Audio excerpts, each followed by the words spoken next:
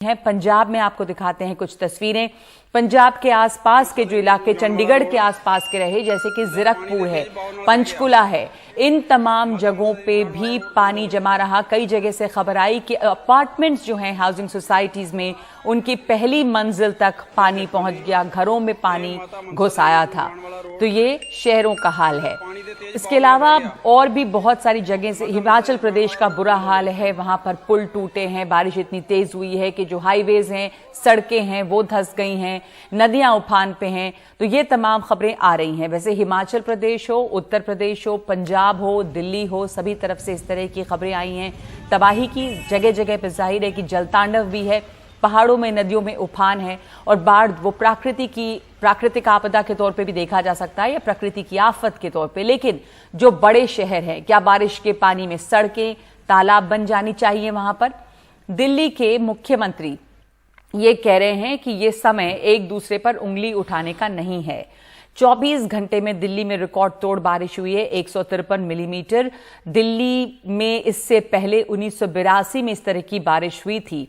अब दिल्ली इतनी बारिश नहीं झेल सकती, लेकिन इसमें दोष अत्यधिक बारिश का है, या पर शहरों पर जो बढ़ रहा आबादी का बोझ है, या फिर बिना योजना के जो कुकुरमुत्ते की तरह अर्बन जंगल फैल रहे हैं उसकी गलती है।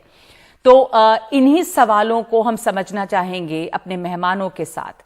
हमारे साथ में अंजल प्रकाश हैं, जो रिसर्च डायरेक्टर हैं आईएसपी के। सुधीर कृष्णा है, पूर्व केंद्रीय सचिव शहरी विकास। सुधीर जी, अर्बन प्लानिंग की स्थिति आज के मॉडर्न शहर में क्या है?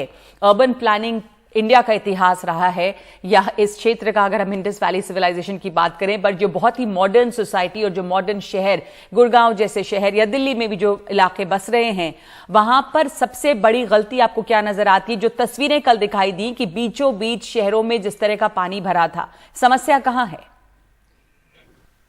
शहरीकरण में योजनाबद्ध होना अति आवश्यक है, और योजनाबद्ध होने के लिए लेयर ऑफ प्लानिंग करना है। लेयर्स ऑफ प्लान होते हैं। सबसे पहला लेयर है ड्रेनेज प्लानिंग, और उसके बाद मोबिलिटी प्लानिंग, और उसके बाद हैबिटेट प्लानिंग।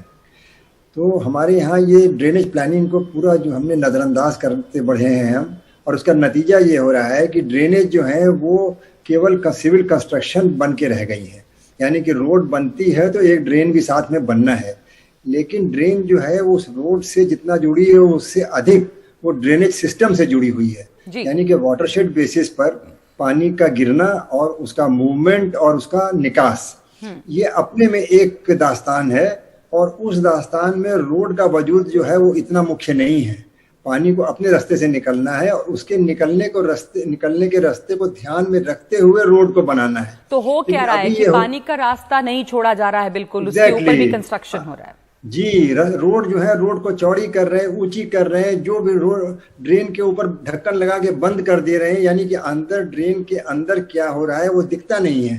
रोड के ऊपर क्या होता है दिखता है, रोड में गड्ढे हैं वो दिखते हैं, लेकिन ड्रेन के अंदर मलबा जमा हो गया है ये पता नहीं चल पाता। तो सुधीर जी, एक तो गलती प्लानिंग के लेवल पे है, दूसरी जो रोड आप कह रहे हैं जैसे कि जो ये ड्रेनेज, जो गड्ढे हैं उनके अंदर में क्या हालत है वो तो दिखता नहीं है। तो क्या जो नगर निगम है उनकी जिम्मेदारी इसमें कहां पे आती है? अगर समय समय पर उसकी चेकिंग या उसकी सफाई हो, तो जिस तरह का हम ब्लॉकेज देखते हैं और नदियां बन जाती हैं सड़कें, क्या उससे बचा जा सकता है? कोई इसकी मुद्दा क्या हो गया है कि ड्रेनेज जो है वो शहरों के साथ सड़कों के साथ जुड़ी हुई हैं। जिसकी रोड है उसी की ड्रेन है, और एक शहर में जितने रास्ते हैं वो केवल म्युनिसिपल कॉर्पोरेशन के नहीं होते हैं। जैसे गुड़गांव में ही देखिए, बहुत सी रोड जीएमडीए की हैं, डेवलपमेंट अथॉरिटी की रोड है, कुछ स्टेट गवर्नमेंट की रोड है, कुछ नेशनल हाईवे की हैं, कुछ डिफेंस की रोड होती हैं। लेकिन ड्रेन जो है उसका अलग अलग अलाइनमेंट ऐसा है कि वो ठीक से अलाइनमेंट नहीं हो पा रहा है। कहीं पतला ड्रेन, कहीं चौड़ा ड्रेन। म्युनिसिपल कॉर्पोरेशन के पास पैसे कम है, उनकी रोड पतली है तो ड्रेन पतली है। अब बताइए, पानी बह रहा है तो पानी जो है वो एक रास्ते से पूरे वॉल्यूम से बहेगा, किसके रास्ते से जा रहा है उसको पता नहीं है कि मैं म्युनिसिपल कॉर्पोरेशन के पतले रास्ते से जा रहा हूँ या पंचायत की संकरी गलियों से जा रहा हूँ या जीएमडीए के चौड़े रास्तों से जा रहा हूँ। इसके लिए ड्रेनेज प्लानिंग की बहुत बहुत आवश्यकता है। तो ड्रेनेज प्लानिंग एक यूनिफाइड एक एजेंसी होनी चाहिए जहां पे हो, जब ये हर अलग अलग एजेंसीज करेंगी। आपने सही कहा कि पानी तो नहीं जान रहा कि प्लानिंग कहां पर कैसी की, आप किस रास्ते से जा रहे हैं। जब आप गुरुग्राम देखते हैं, जब आप दिल्ली के कल की तस्वीरें देखते हैं, चाहे पंचकुला देखें, जीरकपुर देखें, तो आपको एक बहुत इन तस्वीरों को देखकर as a town planner, I mean जो आप देख चुके हैं शहरी विकास को, आपके क्या सुझाव होंगे या क्या इतना गलत हुआ है कि ये हालत हो रही है शहरों की? देखिए, सबसे पहले तो ड्रेन्स का मैपिंग करना होगा। ड्रेन्स की मैपिंग करके पूरा एक ड्रेनेज प्लान बनाना शहर के लिए काफी नहीं है, रीजनल प्लानिंग की जरूरत है। क्योंकि पानी का शहर से ताल्लुक जितना है उससे अधिक रीजन से ताल्लुक है उसका। पानी शहर के बाहर से आता है और शहर के बाहर निकल जाता है। जब तक वो दिल्ली का पानी यमुना में नहीं पहुंचेगा उसको शांति नहीं मिलेगी, वो यमुना से मिल के ही मानेगा वो। और रास्ते में जो भी उसकी बाधाएं आएंगी तो फ्लडिंग बन के रह जाएगा। एक तो ये करना है कि ड्रेनेज प्लान बनाना है, और दूसरा ये कि वाटर बॉडीज जो है, जो तालाब है, क्योंकि ये पानी जो है हमारे लिए, तालाब जो है वो पानी को रोकते भी हैं, गर्मियों में वही पानी हमारे काम भी आता है। और तालाबों के रास्ते से सबसॉइल वाटर भी, अंडरग्राउंड वाटर भी रिचार्ज होते हैं। तो इसलिए हमको तालाब जो है उनको भी सुदृढ़ करना होगा, उनको भी साफ सुथरा करके उसमें पानी को होल्ड करने की कैपेसिटी बनाना होगा। तो जो अभी नतीजा क्या है? बिल्कुल जी, ड्रेन को कॉन्क्रीटाइज, जी सॉरी मैडम, ड्रेन को कॉन्क्रीटाइज कर दे रहे हैं तो पानी अंदर नहीं जा पा रहा है। आगे वो ब्लॉक भी हो गया, कचरा भी उसी में जा रहा है, उसमें मलबा उसी में पड़ा हुआ, जाए कैसे पानी वो? आपको ये बताऊं कि अगर चाहिए वो आप जो कह रहे हैं कि पानी का इस्तेमाल भी और उसका स्टोरेज, ताकि वो जिस वक्त जरूरत पड़े उसको इस्तेमाल किया जा सके, तो वो भी क्या प्रॉपर तरीके से नहीं होता है। अंजल प्रकाश जी हमारे साथ हैं, रिसर्च डायरेक्टर आईएसबी के। ये जगह जगह देखा जा रहा है कि जो बारिश का पैटर्न भी है, कहीं पर बहुत ज्यादा बारिश 24 घंटे के अंदर अत्यधिक, कुछ इलाके वहीं है जहां पे बिल्कुल सूखा है। तो ये जो अनइवन डिस्ट्रीब्यूशन दिखाई दे रहा है बारिश का, ये एक वजह क्या मानी जा सकती है जिस तरह की हम फ्लडिंग या एक आपदा देख रहे हैं जगह जगह, चाहे वो शहर हो, पहाड़ हो। हिमाचल देखिए, हिमाचल में बहुत सारी जगह मंडी है, शिमला है, हाईवेज की हालत देखिए, नदियां उफान पे हैं। तो ये अनइवन डिस्ट्रीब्यूशन ऑफ रेनफॉल, जो क्लाइमेट में बदलाव है, क्या वो एक वजह है या वहां पर भी बहुत ज्यादा शहरीकरण हो गया है? नगमा जी नमस्कार।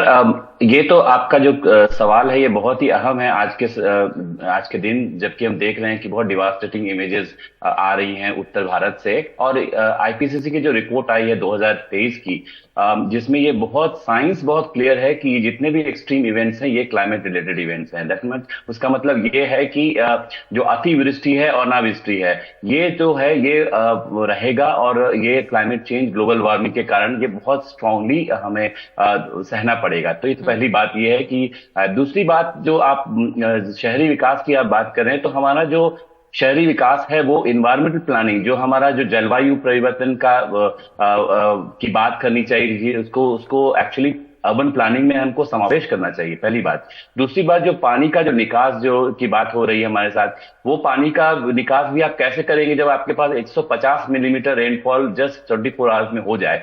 हमारे अभी के जो शहर है वो इस परिस्थिति को संभालने के लायक है ही नहीं। कोई भी एक शहर इंडिया का नहीं है, भारत का, जो इस तरह के 200 मिलीलीटर 100 मिलीलीटर पानी जो 24 घंटे में आते हैं उसकी निकासी का कारण कर सकता है। तो हम लोग जो कह रहे हैं, आईपीसीसी रिपोर्ट में हमने एक बात लिखी है कि जिसको हम कहते हैं क्लाइमेट रेजिलिएंट इंफ्रास्ट्रक्चर, मतलब कि हमारा जो इंफ्रास्ट्रक्चर है उसका पूरा ओवरहॉल करना पड़ेगा, पूरा का पूरा उसको बदलना पड़ेगा, जो न्यू रियलिटीज है उसके लिए। नहीं तो ये तस्वीरें आपको हर साल दिखेंगी, हर महीने दिखेंगी, हो सकता है इसका कोई निकास नहीं। आपने ये बहुत इंपॉर्टेंट बात कही कि जब हम क्लाइमेट की बात कर रहे हैं, उसके ऊपर बहुत कॉन्फ्रेंसेस होते हैं, सब क्लाइमेट गोल्स हैं, लेकिन जो हमारे शहरों में विकास और जो नए शहर बस रहे हैं उसमें इसका समावेश करना पड़ेगा। ये जो बदलाव हो रहे हैं क्लाइमेट में, तो इस साल अगर नहीं झेल पाए हमारे शहर, तो क्लाइमेट के बदलाव को जो बदलाव हैं, इस तरह का सूखा या इस तरह की बारिश, उसको झेलने के लिए हमारे शहर कैसे बेहतर तैयार हो सकते हैं, उन शहरों में बदलाव की जरूरत है, इसका मतलब।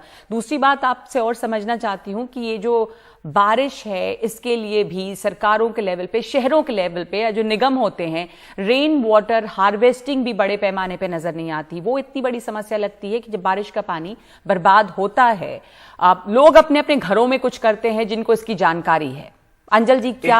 जी, इसमें दो बातें हैं, दो पहलू हैं इस बात को। एक तो ये कि जो हमारा अर्बन प्लानिंग है वो भी क्लाइमेट रेजिस्टेंट नहीं है, मतलब कि उसमें रेजिलियंस क्लाइमेट का जो है वो उसमें बुना नहीं गया है।